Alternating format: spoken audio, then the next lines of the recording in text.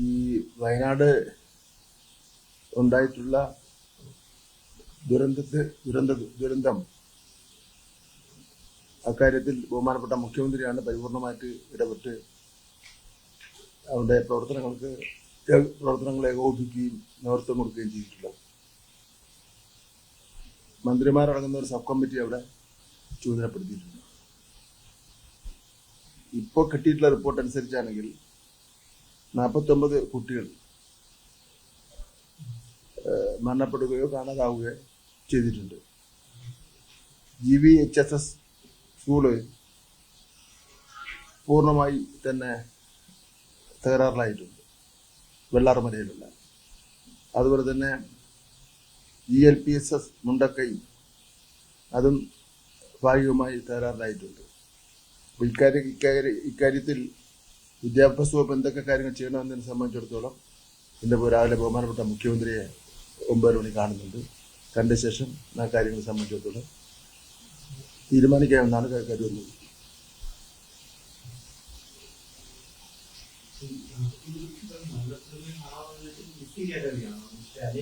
അതെ, നമുക്ക് കിട്ടിയ റിപ്പോർട്ട് ഇങ്ങനെയാണ്. നമുക്കത് ഒരു കൃത്യം ഒരു ക്ലാരിറ്റിയോട് പറയാം. ഇനി നമുക്കത് അവിടെ തിരച്ചു നടന്നുകൊണ്ടിരിക്കുകയും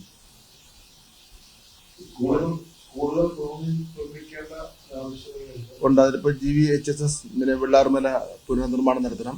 മറ്റ് GNPS Mundakkai, CMHSS Arappatta, GHSS Meppadi, SKMJHSS Kalpetta, saint Joseph girls high school Meppadi, ഇത്തരം സ്കൂളുകളെ സംബന്ധിച്ചിടത്തോളം ചെറുതും വലുതുമായിട്ടുള്ള അറ്റകുറ്റപ്പണികൾ നടത്തേണ്ടതായിട്ടുണ്ട്. അപ്പോൾ ഇതെങ്ങനെ വേണം എന്ന് സംബന്ധിച്ചിടത്തോളം ഞാൻ ബഹുമാനപ്പെട്ട മുഖ്യമന്ത്രിയും കൂടെ കണ്ട ശേഷം നമുക്ക് അതിനെ സംബന്ധിച്ചോളം ആലോചിക്കാൻ കഴിയുന്നതാണ്. പാഠവസ്തു നഷ്ടപ്പെട്ട കുട്ടികളുണ്ട് പൂർണ്ണമായിട്ടും. അതുപോലെ TC നഷ്ടപ്പെട്ടവരുണ്ട്. SLCയുടെയും ഹയർ സെക്കൻഡറിയുടെയും സർട്ടിഫിക്കറ്റ് നഷ്ടപ്പെട്ടവരുണ്ട്. അപ്പോൾ ഈ കാര്യങ്ങളിലൊക്കെ തന്നെ എങ്ങനെ വേണമെന്ന് സംബന്ധിച്ചിടത്തോളം മുഖ്യമന്ത്രിയായിട്ട് കണ്ട് ആലോചിച്ച ശേഷം തീരുമാനിക്കാം.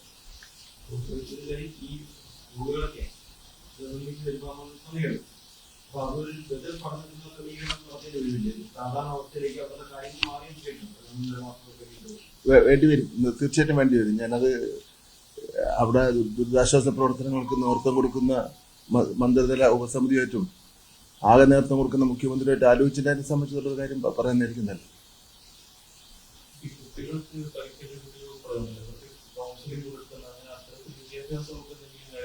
അല്ലാതെ എന്തൊക്കെ വേണമെന്ന് സംബന്ധിച്ചിടത്തോളം മുഖ്യമന്ത്രിയായിട്ട് ആലോചിച്ച ശേഷം പറയാം. അതല്ലേ നല്ലത്. കാരണം ഞാൻ അവിടെ സ്പോട്ടിൽ പോയിട്ടില്ല. അവിടെ മന്ത്രിതല കമ്മിറ്റി ഉണ്ട്, ഉപസമിതി ഉണ്ട്. മുഖ്യമന്ത്രി 2 ദിവസമായിട്ട് അവിടെ ക്യാമ്പ് ചെയ്യുകയായിരുന്നു. അപ്പോൾ അവർക്കൊക്കെയാണല്ലോ ഇതിൻ്റെ കാര്യങ്ങൾ കുറച്ച് കൂടുതൽ നേരിട്ട് അറിയാവുന്നത്. അപ്പോൾ അവരുമായിട്ട് ആശയവിനിമയം നടത്തിയിട്ട് നമുക്ക് സാധ്യമായ മുഴുവൻ കാര്യങ്ങളും അവിടെ ചെയ്യുന്നതിന് വേണ്ടി ഒരു ബുദ്ധിമുട്ടില്ല. മറ്റൊന്ന്, ഈ ഗുണമേന്മ വിദ്യാഭ്യാസത്തിന്റെ ഭാഗമായി സംസ്ഥാന ഗവൺമെന്റ് നിയോഗിച്ച ഒരു കമ്മിറ്റിയാണ് Khader committee report. Khader committee എന്ന് പറയുന്നത് 3 പേരടങ്ങുന്ന ഒരു കമ്മിറ്റിയാണ്. അതിന്റെ 1-ാം ഭാഗം ഒരു വർഷം മുമ്പേ തന്നെ അംഗീകരിക്കുന്ന സ്ഥിതിവിശേഷം വന്നു. അതിൽ 1-ാം ഭാഗത്തിൽ അധ്യാപകരുടെയും അതുപോലെ നോൺ ടീച്ചിങ് സ്റ്റാഫിന്റെയും തുടങ്ങിയവരുടെയൊക്കെ തന്നെ കാര്യങ്ങളാണ് ആ കാര്യത്തിൽ സൂചിപ്പിച്ചിട്ടുള്ളത്. 2-ാം ഭാഗത്ത് ഗുണമേന്മ വിദ്യാഭ്യാസം എങ്ങനെയാവാം എന്നതിനെ സംബന്ധിച്ചിട്ടുള്ള കാര്യങ്ങൾ സൂചിപ്പിച്ചിട്ടുണ്ട്. അപ്പോൾ അത് കഴിഞ്ഞ ക്യാബിനറ്റിൽ അംഗീകാരം നൽകി.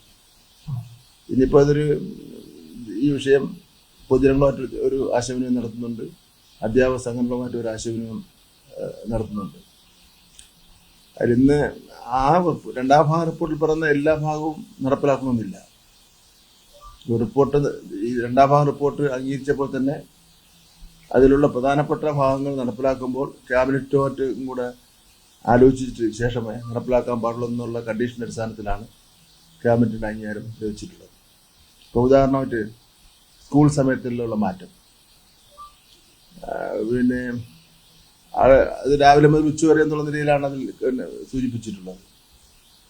എന്നാൽ നമ്മുടെ കേരളത്തിൽ പല സിലബസിൽ ഉള്ള രാവിലെ മുതൽ ഉച്ചവരെ ക്ലാസ് നടക്കുന്നുണ്ട്, ഷിഫ്റ്റ് നടക്കുന്നുണ്ട്. പക്ഷെ ഇപ്പം എന്തായാലും ഇപ്പോൾ ഉള്ള പോലെ തന്നെ തുടർന്ന് പോകട്ടെ എന്നുള്ള നിലയിലുള്ള നിലപാടാണ് ഗവൺമെന്റിന് ഉള്ളത്. സമയം മാറ്റം ഇപ്പം നമ്മുടെ അജണ്ടയിൽ ഇല്ല എന്നുള്ളതാണ്.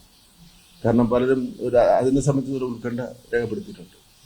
മറ്റൊന്ന്, ഈ പ്രതിഷേധിക്കുന്ന അധ്യാപക സംഘടനകൾ ആ റിപ്പോർട്ടിലുള്ള ഏത് ഭാഗമാണ് തങ്ങൾക്ക് അധ്യാപകർ എന്നുള്ള നിലയിൽ തങ്ങൾക്ക് പ്രതികൂലമായി വരുന്നതും അതേപോലെ തന്നെ വിദ്യാർത്ഥി സമൂഹത്തിന് പ്രതികൂലമായി വരുന്നു എന്നുള്ളത് ചൂണ്ടിക്കാണിച്ചാൽ അതും പരിശോധിക്കുന്നതിന് വേണ്ടി ഗവൺമെന്റ് തയ്യാറാണ്, തുറന്ന മനസ്സോടുകൂടി തയ്യാറാണ്. അധ്യാപകരുടെ ആരുടെയും ജോലി നഷ്ടപ്പെടുന്ന പ്രശ്നമില്ല, അവരുടെ പ്രൊമോഷൻ സാധ്യത പോകുന്ന പ്രശ്നമില്ല. അങ്ങനെ അധ്യാപകരെ ബാധിക്കുന്ന ഒരു നെഗറ്റീവായിട്ട് അധ്യാപകർക്ക് ബുദ്ധിമുട്ടുണ്ടാകുന്ന രൂപത്തിലുള്ള ഒരു കാര്യങ്ങളും അതിലൂടെ ആ റിപ്പോർട്ടിൽ കാണുന്നതിന് കഴിയില്ല. അപ്പോൾ അത് റിപ്പോർട്ട് മൊത്തം വായിക്കുമ്പോൾ അവർക്ക് അതിനെ സംബന്ധിച്ചിട്ടുള്ള കാര്യങ്ങളാവും. അതുപോലെ ഇപ്പോൾ തന്നെ വേഗതയിൽ നടപ്പിലാക്കാൻ വേണ്ടിയുള്ള പരിശ്രമമാണ്.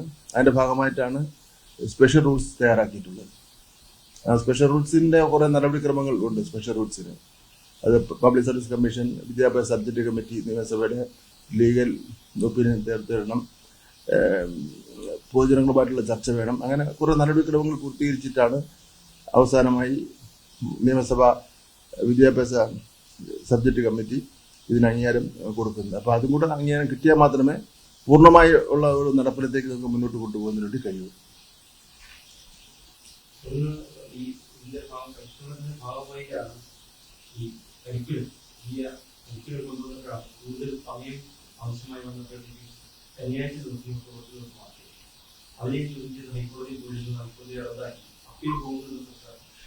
അല്ല, അതായത് വിദ്യാഭ്യാസ അവകാശ നിയമത്തിൽ പറയുന്നത് 1 വർഷം 220 ദിവസം എന്ന് പറയുന്നു.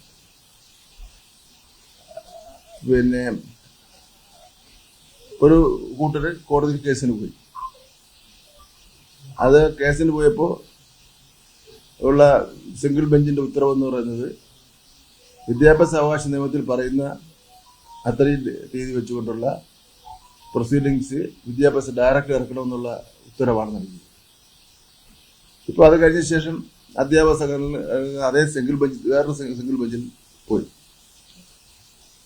അപ്പൊ അവര് പറയുന്നത്, ആ സിംഗിൾ ബെഞ്ച് പറഞ്ഞിരിക്കുന്ന വെച്ചാൽ 220 ദിവസം ഒഴിവാക്കിക്കൊണ്ട് അധ്യാപക സംഘടനകളുമായിട്ടൊക്കെ തന്നെ ചർച്ച ചെയ്ത് ബന്ധപ്പെട്ട അക്കാഡമിഷ്യൻസുമായിട്ടൊക്കെ ചർച്ച ചെയ്ത് കുട്ടികളുടെ നോൺ അക്കാഡമിക് ആക്ടിവിറ്റീസിനെ കൂടെ ബാധിക്കാത്ത നിലയിൽ ഒരു പുതിയ കലണ്ടർ തയ്യാറാക്കണം എന്നുള്ളതാണ്. എന്തായാലും നമ്മൾ ആഗ്രഹിക്കുന്നത് പൊതുവിദ്യാഭ്യാസ രംഗം ശാന്തമായ ഒരു അന്തരീക്ഷത്തിൽ പോവുക എന്നുള്ളതാണ്. കാരണം ഒരുപാട് പ്രോഗ്രാംസ് ആണ് ഉള്ളത്. ഒന്ന് കുട്ടികളുടെ പരീക്ഷ, ഒരു വർഷം മുഴുവൻ 2-3 ടേബിളിലായിട്ടുള്ള പരീക്ഷ ഉണ്ട്, യുവജനോത്സവം ഉണ്ട്, നമ്മുടെ കായിക മേളയുണ്ട്, അധ്യാപകരുടെ ഫെസ്റ്റിവൽ ഉണ്ട്, പിന്നെ ഡിഫറൻ്റ്ലി എവിടായിട്ടുള്ള ഫെസ്റ്റിവൽ ഉണ്ട്.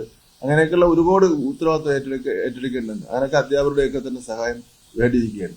അപ്പൊ അതുകൊണ്ട് ശാന്തമായ ഒരു അന്തരീക്ഷത്തിൽ ഇത് പോകേണ്ടതായിട്ടുണ്ട്. ഞാൻ തന്നെ അന്ന് അവരോട് പറഞ്ഞു, നിങ്ങൾ കോടതി പോകും, കോടതിയാണ് ഒരു വിധി വന്നത്. എനിക്കിട്ട് ഒരു അത്ഭുതകരമായി തോന്നുന്നത്, രണ്ട് സിംഗിൾ ബെഞ്ച് തന്നെ ഒന്ന് അനുകൂലമായിട്ടും ഒന്ന് പ്രതികൂലമായിട്ടുള്ള വിധി വന്നിരിക്കും. അതെന്താണെന്ന് മനസ്സിലായില്ല. അങ്ങനെ വന്നതിനെ സംബന്ധിച്ചോളം എന്തായാലും അപ്പീൽ പോകാൻ വേണ്ടി ഇപ്പോൾ ഉദ്ദേശിച്ചിട്ടില്ല. വിധിയുടെ പൂർണ്ണ രൂപം കിട്ടിയ ശേഷം അതിൽ പറയുന്ന കാര്യങ്ങൾ നടപ്പിലാക്കാനാണ് ഉദ്ദേശിക്കുന്നത്.